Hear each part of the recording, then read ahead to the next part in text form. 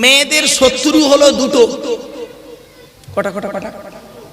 মেয়েদের শত্রু দুটো। এক নাম্বার হলো সতীন। সতীন হলো মেয়েদের চরম শত্রু। আর দু নাম্বার হলো মেয়েদের শত্রু হলো ননদ। ননদ ননদ এজন্য আপনাদের বলে যাচ্ছি, বোনকে যদি ছোলা চিনি জামা কাপড় টাকা পয়সা দেন, বউকে না জানিয়ে দেওয়াটাই উত্তম। খবরদার বউকে জানিয়ে বোনকে দিতে যেও না, বইয়ের কলজে ফেটে যাবে, এটা স্বাভাবিক। বাস্তবটাই বলে গেলাম আজকে। শুনে রেখে দিন, আল্লাহর নবী একদিন সাহাবীদেরকে বলছেন, ও আমার সাহাবীরা, তোমাদের বাড়িতে কয় শ্রেণীর মেয়ে ছেলে আছে? সাহাবীরা বললেন, হে রাসূল, আমাদের বাড়িতে 4 শ্রেণীর মেয়ে ছেলে আছে। কয় শ্রেণীর? আপনার আমার বাড়িতে কয় শ্রেণীর মেয়ে ছেলে আছে? 4 শ্রেণীর। কে কে? মা, বোন, মেয়ে, বউ। আবার বলছি, মা, বোন, মেয়ে, বউ। আল্লাহ নবী বললেন, এই 4 শ্রেণীর মেয়ে ছেলে জান্নাতি না জাহান্নামী কি করে বুঝবে? সাহাবীরা বললেন, এটা কি করে বলা তো অসম্ভব। নবীজি বললেন, শোনো, যে মেয়ের মধ্যে কমসে কম এই 6টা অভ্যাস থাকবে। কটা কটা কটা? যে মেয়ের মধ্যে কমসে কম এই 6টা অভ্যাস থাকবে, ওই মেয়ে ছেলে যত নামাজ পড়ুক, রোজা রাখুক, হজ করুক, ওই মেয়ে ছেলে জাহান্নামী জাহান্নামী জাহান্নামী। 6টা অভ্যাস কি শুনে নিন। আল্লাহর নবী বললেন, ওই মেয়ে ছেলে নামাজ পড়ে রোজা রেখে জাহান্নামে যাবে যে মেয়ে ছেলে স্বামীর সঙ্গে যখন কথা বলে মেজাজ দিয়ে কথা বলে। অনেক মেয়ে ছেলে আছে দেখবেন, স্বামীর সঙ্গে মেজাজ দিয়ে কথা বলে, স্বামীকে কোনোদিন গুরুত্ব দেয় না। ওই মেয়ে ছেলে জাহান্নামী জাহান্নামী জাহান্নামী। ও যত বড় পীর সাহেব, মৌলভী সাহেব, মুফতি সাহেবের মেয়ে হোক। 1 নাম্বার। 2 নাম্বার হলো, কি বাবা অসুবিধা হচ্ছে?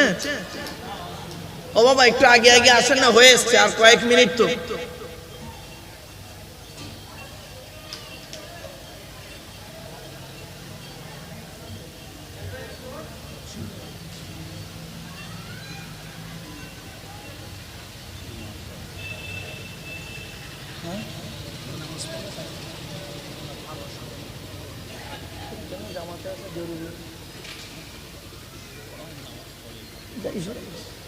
যাই হোক আমার বাপেরা, তো 1 নাম্বার হলো কি, যে মেয়ে ছেলে তার স্বামীর সঙ্গে মেজাজ দিয়ে কথা বলে। ফলতি গ্রামের মা বোনদের বলে যাচ্ছি, আজ থেকে তওবা করে নিন, স্বামীর সঙ্গে মেজাজ দিয়ে কোনোদিন কথা বলবেন না। আপনার নামাজ, রোজা, ইবাদত, বন্দেগী সব সর্বনাশ হয়ে যাবে। 2 নম্বরে নবী বললেন, ওই মেয়ে ছেলে জাহান্নামে যাবে যে মেয়ে ছেলে স্বামীর দুর্নাম বদনাম অন্য লোকের কাছে করে বেড়ায়। অনেক মেয়ে ছেলে আছে দেখবেন, স্বামীর দুর্নাম বদনাম বাজারে করে বেড়ায়। 3 নাম্বার হলো, ওই মেয়ে ছেলে জাহান্নামে যাবে নামাজ পড়ে রোজা রেখে যে মেয়ে ছেলে স্বামী থাকা সত্ত্বেও অন্য পুরুষের সঙ্গে ব্যভিচারে পরকীয়ায় লিপ্ত হয়। 2 ছেলের মা হয়ে গেছে, এখনো অন্য ছেলের সঙ্গে সম্পর্ক রয়েছে। 4 নাম্বার হলো, ওই মেয়ে ছেলে জাহান্নামে যাবে যে মেয়ে ছেলে বিনা কারণে স্বামীর বিছানা ছেড়ে দিয়ে অন্য বিছানায় রাত কাটায়, ঘুমায়। কোথায় আছেন আপনি? বাড়ি থেকে ভাববেন, আপনার মেয়ের মধ্যে এই অভ্যাস থাকলে চেঞ্জ করাবেন, মায়ের মধ্যে থাকলে অভ্যাসটা চেঞ্জ করাবেন। যদি জন্ম আর বাপের মধ্যে কি বলবো, ভাইয়ের বোনের মধ্যে থাকলে, ভাই হলে এগুলো পরিবর্তন করাবেন। এত সহজ ভাবলেন আপনি? এত সহজ ভাবলেন আপনি? কোথায় আছেন আপনি? জান্নাতটা নাকি গাছের ফল নাকি? দাঁড়ান, কয়েক মিনিটের মধ্যেই বুঝতে পারবেন। এরপরে নবীজি বললেন, ওই মেয়ে ছেলে জাহান্নামে যাবে যে মেয়ে ছেলে স্বামীর পরিবারের সঙ্গে খারাপ আচরণ করে। স্বামীর পরিবারের সঙ্গে অনেক মেয়ে ছেলে আছে দেখবেন, স্বামীকে দেখতে পারে, স্বামীকে খুব ভালোবাসে, স্বামীর বাম্মার দেখতে পারে না, স্বামীর ভাই বোনের দেখতে পারে না, স্বামীর আত্মীয় দেখতে পারে না। ও জাহান্নামী জাহান্নামী জাহান্নামী। কোথায় আছেন? 6 নাম্বার হলো, ওই মেয়ে ছেলে জাহান্নামে যাবে যে মেয়ে ছেলে তার স্বামীকে বলে যে তোমার সঙ্গে বিয়ে হয়ে আমার জীবন নষ্ট হয়ে গেছে। অনেক মেয়ে ছেলে আছে দেখবেন, তার স্বামীকে বলে, আমার মতো বউ বলে তুমি বেঁচে গেলে, অন্য কেউ হলে বুঝতে পারতে। কেন, কি হতো? রাগ করবেন না। অনেকে কি বলে জানেন, তোমার সঙ্গে বিয়ে হওয়ার আগে আমাকে কত মাস্টার, ডাক্তার, ইঞ্জিনিয়ার, প্রফেসর দেখতে এসেছিল। আমার বাপ কত ভালো মানুষ, সাদামাটা মানুষ বলে তোমার সঙ্গে বিয়ে দিয়ে আমার জীবন নষ্ট করে দিয়েছে। ভাই দেবে কি করে বে? তুই তো 9 ক্লাস কম মাধ্যমিক পাস। কি বললাম? হ্যাঁ, তুই তো 9 ক্লাস কম মাধ্যমিক পাস, তার একটা ডাক্তার তোর বিয়ে করবে? আমি ভালো বলে বিয়ে করেছি। জন্ম মৃত্যু বিবাহ আল্লাহর হাত। খবরদার মা বোনরা স্বামীদেরকে এইরকম কথা বলে অপমান করবেন না। যত নামাজ পড়ুন, রোজা রাখুন, হজ করুন, জাহান্নামে চলে যাবেন। এত সহজ জিনিস নয়। শুনে নিন এবার, আজকের বাড়ি যাবেন, বাড়িতে গিয়ে রাতের বেলা যখন ঘুমাবেন, রাতের বেলা শুয়ে শুয়ে বালিশে মাথা রেখে 10টা প্রশ্নের উত্তর খুঁজে বের করবেন। 10টা প্রশ্নের উত্তর খুঁজে বের করবেন। যদি আপনি উত্তরটা পেয়ে যান, সকালবেলা উঠে বলবেন ইনশাআল্লাহ আমি জান্নাতি জান্নাতি জান্নাতি। আর যদি উত্তরটা না পান, তাহলে বুঝে নেবেন আপনি যত নামাজ পড়ুন, রোজা রাখুন, আপনি জাহান্নামী। 10টা প্রশ্নের উত্তর। কিয়ামতের মাঠে, শুনে নিন, ঝপঝপ করে বলে দিচ্ছি বাপ। কিয়ামতের মাঠে 2 দিকের প্রশ্ন হবে। কদিকের? 2 দিকের প্রশ্ন। 1 নাম্বার প্রশ্ন হবে আল্লাহর তরফ থেকে প্রশ্ন, আর 2 নাম্বার হবে বান্দার তরফ থেকে প্রশ্ন। আল্লাহর তরফ থেকে কি প্রশ্ন হবে? আল্লাহ বলবেন নামাজ পড়েছিলিস, রোজা রেখেছিলিস, হজ করেছিলিস, যাকাত দিয়েছিলিস, ঈমান এনেছিলিস? তা আপনি আমি কি বলবো? আল্লাহ মাঝে মাঝে নামাজ পড়েছি, মাঝে মাঝে পড়িনি, মাঝে মাঝে রোজা করেছি, মাঝে মাঝে করিনি। আল্লাহ তুমি মাফ করে দাও, তুমি দয়ালু দয়াবান। আজকে যদি তুমি মাফ না করো, আমি জাহান্নামায় চলে যাব। তা আল্লাহ সেদিন দয়ালু দয়াবান ইচ্ছা করলে মাফ করতেও পারে, নাও পারে। ঠিক না বেটি? তো আল্লাহর ইচ্ছা। ধরা পড়বো আমরা বান্দার প্রশ্নে। বান্দার তরফ থেকে 10 রকমের প্রশ্ন হবে। ও ফলতির মানুষেরা, বাড়িতে গিয়ে বুকে হাত দিয়ে বলুন এই 10 রকমের উত্তর আপনার মধ্যে আছে কিনা। 1 নাম্বার হলো কিয়ামতের মাঠে আল্লাহ আপনাকে প্রশ্ন করবে, পুরুষদের এবং নারীদের স্বামী হিসাবে কতটা দায়িত্ব পালন করেছো? বইয়ের হক আদায় করেছো? নবীজি বলেছেন প্রত্যেকটা স্বামীর দায়িত্ব হলো স্ত্রীর উপরে 17টা শিক্ষা দিতে হবে। কটা শিক্ষা? তা বউকে কটা শিক্ষা দিয়েছেন? একটাও তো দেননি। জান্নাত পেয়ে গেছে না? কোন মৌলবী সাহেব বলল, কোন মৌলবী বলল 17টা শিক্ষা দিতে হবে বউকে? একটাও তো দেননি। 1 নাম্বার, কিয়ামতের মাঠে আপনি স্বামী হিসাবে কতটা দায়িত্ব পালন করেছেন জিজ্ঞাসা করা হবে। হাতে শর্ট টাইম বাবা। 2 নাম্বার হলো পিতা হিসাবে কতটা দায়িত্ব পালন করেছেন। প্রত্যেক পিতামাতার দায়িত্ব নবীজি বলেছেন ছেলে মেয়ের উপরে 3টে। 4 নাম্বার হলো ছেলে হিসাবে কতটা দায়িত্ব পালন করেছো? বাম্মার হক আদায় করেছো? বাম্মার হক আদায় করেছো? 4 নাম্বার হলো ভাই হিসাবে কতটা দায়িত্ব পালন করেছো? ভাই মারা, বড় ভাই বেঁচে আছে, ছোট ভাই মারা গেছে অ্যাক্সিডেন্টে, ছোট ছোট ভাইপোদের সম্পত্তি নিজের নামে রেকর্ড করে রেখে দিলে, তুমি আবার হাজি সাহেব, ছি, তোমাকে হাজি বলতে ঘৃণা লাগে। 5 নাম্বার হলো চাচা হিসাবে কতটা দায়িত্ব পালন করেছো? 6 নাম্বার হলো দুলা ভাই হিসাবে কতটা দায়িত্ব পালন করেছো? শালীর সঙ্গে কিরূপ আচরণ করেছো? হ্যাঁ, শালীর সঙ্গে কিরূপ আচরণ করেছো? শালী। 6 নাম্বারে ক খ। কতে বলা হলো দুলা ভাই বা বোনাই হিসাবে কতটা দায়িত্ব পালন করেছো, আর খতে বলা হলো দেওর হিসাবে কতটা দায়িত্ব পালন করেছো। ভাবির সঙ্গে কিরূপ আচরণ করেছো? দেওর, নবীজি বলেছেন মৃত্যুর মতো ভয় করো দেওরকে। কোথায় আছেন আপনি? 7 নাম্বার হলো জামাই বাবু, ফুপুর বরকে কি বলেন আপনারা? জামাই বাবু হিসাবে কতটা দায়িত্ব পালন করেছো। ও 7 নাম্বারের ক খ। কতে বলা হলো কি জামাই বাবু হিসাবে কতটা দায়িত্ব পালন করেছো, আর খতে বলা হলো খালু হিসাবে, খালু, খালার বর খালু, খালু হিসাবে কতটা দায়িত্ব পালন করেছো। 8 নাম্বার হলো মামা হিসাবে কতটা দায়িত্ব পালন করেছো। মামা, মামা, মামা। নিজের ছেলেকে মেয়েকে দেখেছো, বোনের বোনাইটা মরে গেছে, বোনের বাচ্চাদের দেখুনি, তোমাকে মামা বলতে ঘৃণা লাগে, কিয়ামতের মাঠে তোমাকে ধরা হবে। কোথায় আছে? 9 নাম্বার হলো দাদু হিসাবে ধরা হবে। দাদু, দাদু বাপের বাপকে বলে তো নাকি, হ্যাঁ? বাপের বাপ দাদু মানে দাদা, তাকে ধরা হবে।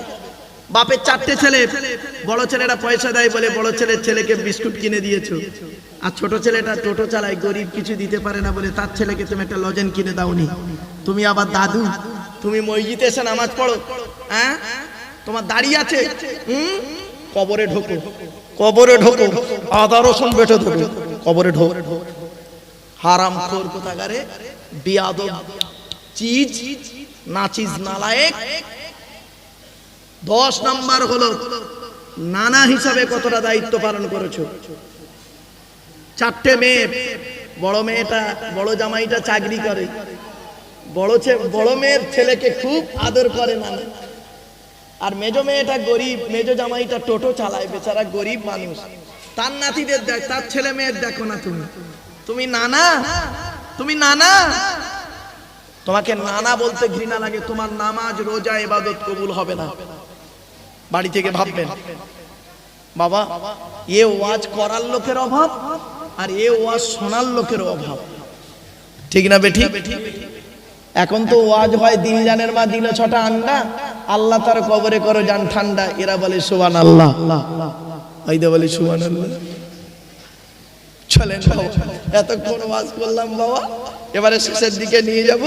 একবার দরুদ শরীফ। আল্লাহুম্মা, নবীর স্ত্রী আম্মা জান আয়েশা বর্ণনা করছেন, আল্লাহ নবীর স্ত্রী আম্মা জান আয়েশা বর্ণনা করছেন, 1000টা প্লেট যদি আমার সামনে দেওয়া হয়, আল্লাহ নবী যে প্লেটে খেয়েছেন ওই প্লেটটাকে আমি আগেই বুঝতে পারতাম। আল্লাহ নবীর প্লেটটা অত্যন্ত পরিষ্কার থাকতো।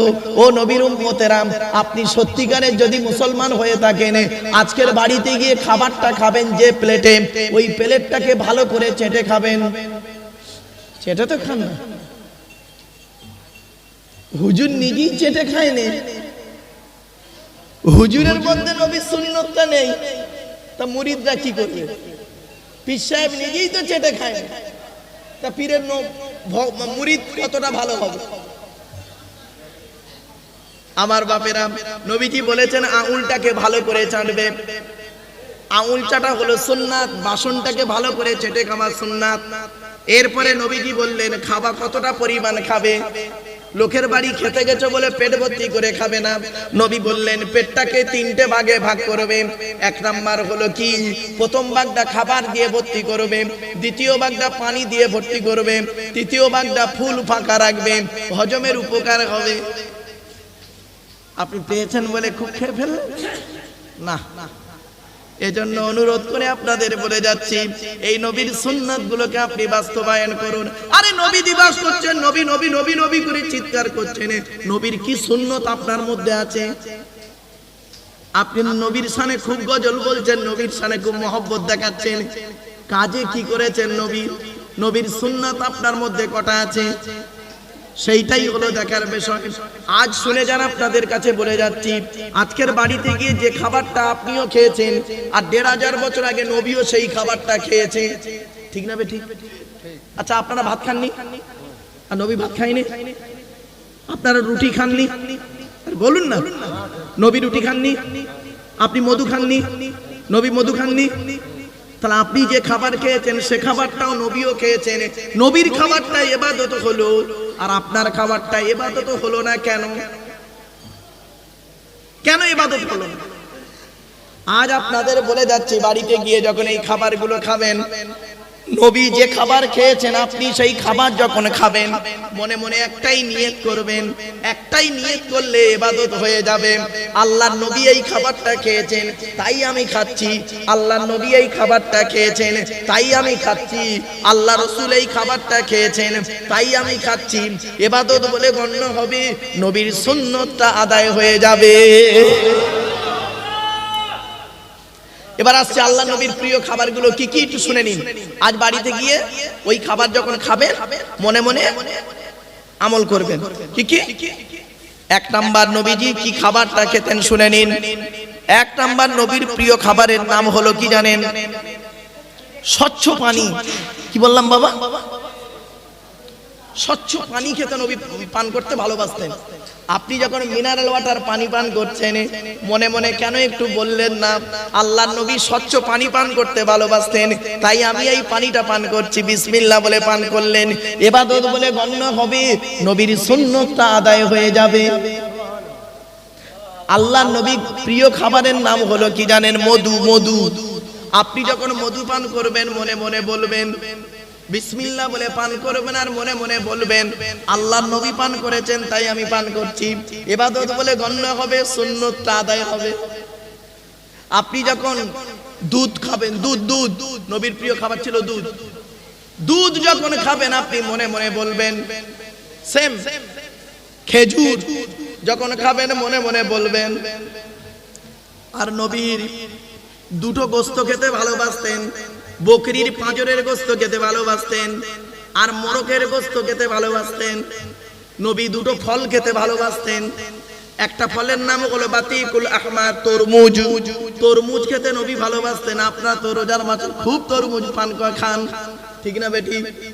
কিন্তু ইবাদত বলে গণ্য হবে না তখনই যতক্ষণ মনে মনে একটু বলবেন যে আমার রাসূল তরমুজ খেতে ভালোবাসতেন তাই আমি তরমুজ খাচ্ছি, ইবাদত বলে গণ্য হবে, সুন্নতটা আদায় হয়ে যাবে। আজ থেকে নিয়ত করে নিন। শুধু তাই নয়, নবীর আরেকটা খাবারের নাম হলো ডালিম, বেদানা। রোজার মাসে খুব ডালিম বেদানা খেয়েছেন আপনি, খেয়েছেন কিন্তু ইবাদত বলে গণ্য হয়নি। তখনই হবে বিসমিল্লাহ বলে খাবেন, আর মনে মনে বলবেন আল্লাহর নবী খেয়েছেন তাই আমি খাচ্ছি। শুধু তাই নয়, নবীজির প্রিয় খাবার ছিল দুটো সবজি। দুটো সবজি খেতে নবী ভালোবাসতেন। এক নাম্বার সবজিটার নাম হলো লাউ বা কদু। কদুর সঙ্গে গোস্ত রান্না খেতে নবী ভালোবাসতেন। তো আপনি যখন গোস্ত কদু রান্না হবে বাড়িতে, মনে মনে বলবেন আমার রাসূল খেতে ভালোবাসতেন তাই আমি খাচ্ছি, বিসমিল্লাহ বলে খাবেন, সুন্নতটা আদায় হবে, ইবাদত বলে গণ্য হবে। দেখেছেন এতদিন যা করেছেন না, নবীও খেয়েছেন আপনিও খেয়েছেন, কিন্তু নবীরটা ইবাদত হলো, আপনারটা ইবাদত হলো না। কারণ ওই জায়গাটায় খালি একটু সামান্য পার্থক্য ছিল, এই পার্থক্যটাই আপনার খাওয়াটা বেকার হয়ে গেল। শুধু তাই নয়, নবী আর একটা সবজি খেতে ভালোবাসতেন, কচি শশা। কি বললাম বাবা? কচি শশা। কচি শশা খেতে নবী ভালোবাসতেন। কানাডার টরন্টো ইউনিভার্সিটি অ্যানাটমি বিভাগের প্রফেসর, বিখ্যাত পণ্ডিত বৈজ্ঞানিক, লোকটার নাম হলো তাতা উইলিয়ামস হার্ভে। উনি বলছেন মুহাম্মদ সাল্লাল্লাহু আলাইহি ওয়াসাল্লাম কচি শশা কেন খেত? আমি একটু গবেষণা করে দেখি। উনি গবেষণা করে বলছেন মুহাম্মদ সাল্লাল্লাহু আলাইহি ওয়াসাল্লাম কচি শশা খেতেন। কচি শশা খেলে কি হয়? শশা ব্রেনটাকে ঠিক রাখে, সুগার ঠিক রাখে, হার্ট ঠিক রাখে, ব্লাড ঠিক রাখে, বা পেট পরিষ্কার করে, লিভার ঠিক রাখে। শশা নিজে হজম হতে পারুক আর না পারুক, অপরকে হজম করে মাল বের করে দেয়। ১৫০০ বছর আগে নবী যে খাবারটা খেয়েছেন সেই খাবারটা আজ বৈজ্ঞানিকরা গবেষণা করে বের করলো। আপনিও যখন শশা খাবেন মনে মনে এটাই বলবেন আল্লাহ রাসূল খেয়েছেন তাই আমি খাচ্ছি। আপনি খিচুড়ি খাবেন আর মনে মনে এটাই বলবেন আল্লাহ রাসূল খেয়েছেন তাই আমি খাচ্ছি। আপনি মিষ্টি খাবেন, মনে মনে বলবেন আল্লাহ রাসূল মিষ্টি খেয়েছেন তাই খাচ্ছি, বিসমিল্লাহ বলে খাবেন, ইবাদত বলে গণ্য হবে। আর কি হবে? সুন্নতটা আদায় হবে। আপনি ঘুমাতে যাবেন, নবী যেভাবে ঘুমিয়েছেন সেইভাবে আপনাকে ঘুমাতে হবে। চলুন দেখি নবী কিভাবে ঘুমিয়েছেন দেখি। নবী বলেছেন ঘুমানোর আগে কি করবে? ওযু করে নেবে। ২ নাম্বার, ঘুমানোর আগে কি করবে? বাতিটা অফ করে দেবে। ৩ নাম্বার, ঘুমানোর আগে বিছানাটা ঝেড়ে নেবে। ৪ নাম্বার, ঘুমানোর আগে দোয়া বলবে।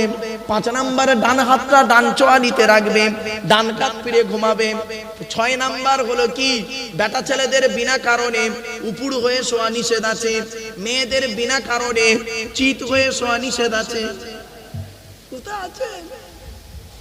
আপনি মুসলমান, নবীর সুন্নত আপনার মধ্যে আছে বাবা, বাড়ি থেকে ভাববেন।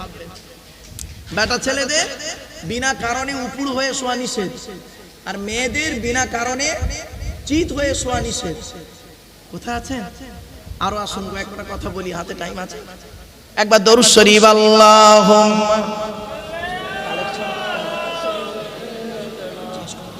দিয়েছে না। কাগজ এইটা কি?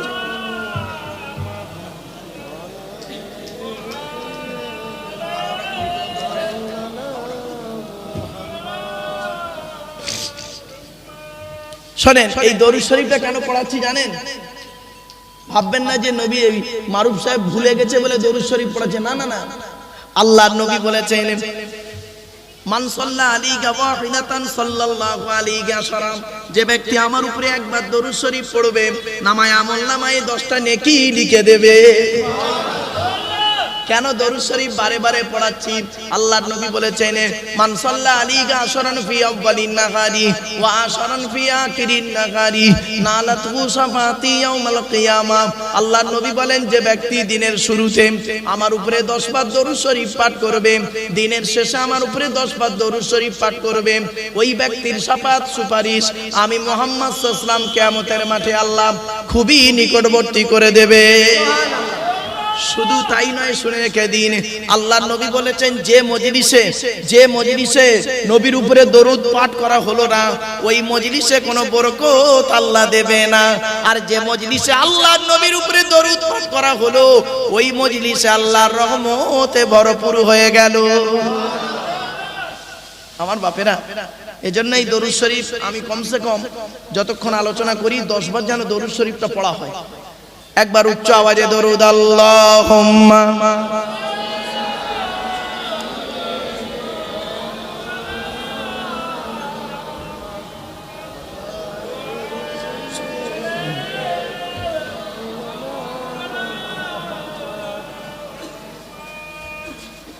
বাবা, এতক্ষণ আপনাদের কাছে বিভিন্ন দিক নিয়ে কথা বলেছি, এবারে একটা দিক নিয়ে কথা বলবো, খুব গুরুত্বপূর্ণ কথা। আল্লাহর পরিচয় 4টে বলে দিয়েছি, নবীদের পরিচয় 3টে বলে দিয়েছি, এবারে আমাদের পরিচয় 2টো, তাই তো? এখানে একটা ছোট্ট প্রশ্ন, তার উত্তর শুনে রেখে দিন। ফলতি গ্রামের মা বোনদের বলছি, বাবাজি যুবক ভাইদের বলছি, ভালো করে শুনে নিন।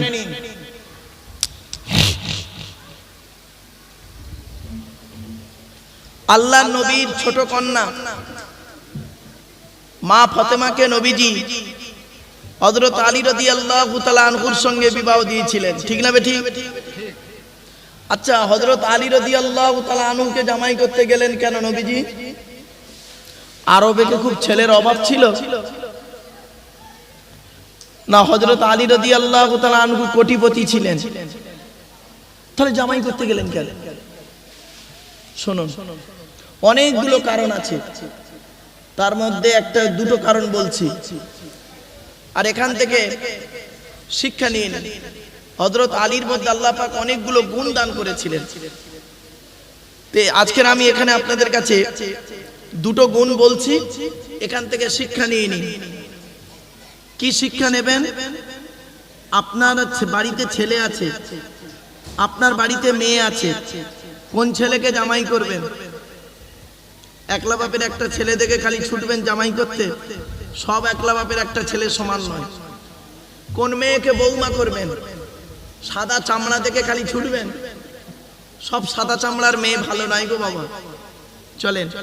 কোন মেয়ে কোন ছেলেকে জামাই করবেন? যে ছেলের মধ্যে 2টো গুণ পাবেন। কটা? 2টো গুণ। আর কোন মেয়েকে বৌমা করবেন? এই কোরআনে আছে, যে মেয়ের মধ্যে 6টা গুণ পাবেন। আগে ছেলেদেরটা বলি, তারপরে মেয়েদেরটা বলবো নাকি বাপ? চলো। ছেলেদের 2টো গুণ কি কি? 1 নাম্বার, ছেলেটি দেখবেন সৎ ছেলে কিনা খবর নেবেন। সৎ কাকে বলে? বক্তব্যের শুরুতেই আমি একটা কথা বলেছিলাম, মনে পড়ছে আপনাদের? 2 ঠোঁটের মাঝখানে, 2 রানের মাঝখানে, ঠিক আছে কিনা খবর। আপনারা বৌমা করতে গেলে মেয়েটার চরিত্র দেখেন, মেয়েটা কটা ছেলের সঙ্গে প্রেম করেছে, মেয়েটার বাম্মা ভালো কিনা, এই সব দেখেন। ছেলেটার তো দেখেন না কটা মেয়ের নষ্ট করেছে। মেয়ের বেলা দেখলেন, ছেলের বেলা দেখলেন না কেন? ছেলেটা নেশাবান করে কিনা। মেয়ে দেখতে গিয়ে মেয়েটাকে বললে, রে মেয়ে ছেলে, কোরআন পড়তে পারো? কোরআন পড়ো। ছেলে দেখতে গেলে ছেলেটাকে কেন বলেন না, এই ছেলে, এই অজুর ফরজ জানো? গোসলের ফরজ জানো? কোরআন পড়তে পারো? একবারও বলেননি।